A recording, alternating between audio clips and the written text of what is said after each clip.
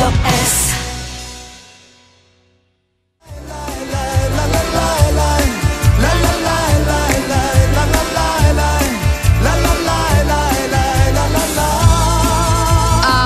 S kraja 90-ih bilo dobrih pesama, onda je sigurno jedna od ovakvih i Smijehom strah pokrijem, Dino Merlin. Dobro jutro.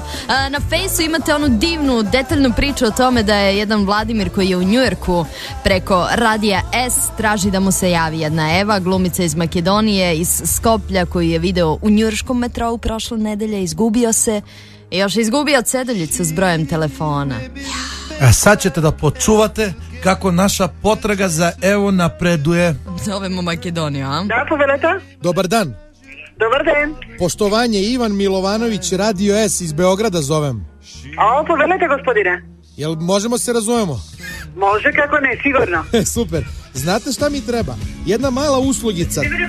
Treba mi neko ko se bavi glumcima. A, sakate sa neko od glumcite da sporite? Da, znate zašto? Zato što tražim jednu glumicu. Jel vi znate koji su glumci u vašem teatru? Da, znam. Možete vi da mi pomognete onda? Сега će probame da vi objasnime što barate, samo moment. Treba mi glumica koja se zove Eva. Jel možete mi pomognete? Jel imate vi glumicu Evu u svom teatru? Eva nemame vo dramski teatr.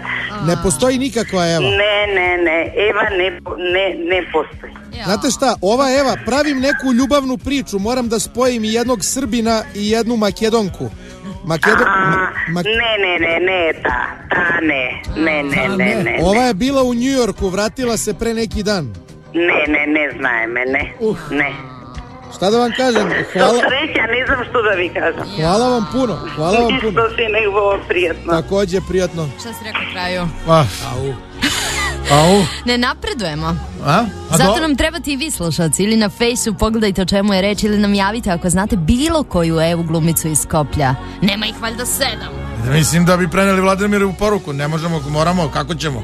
Ili jednostavno slušajte i sutra hoće li ovaj susret biti sudbina, ljubav ili će samo pasti u zaborav. Čujemo se sutra od 6. Ćao. Ćao. Radio S.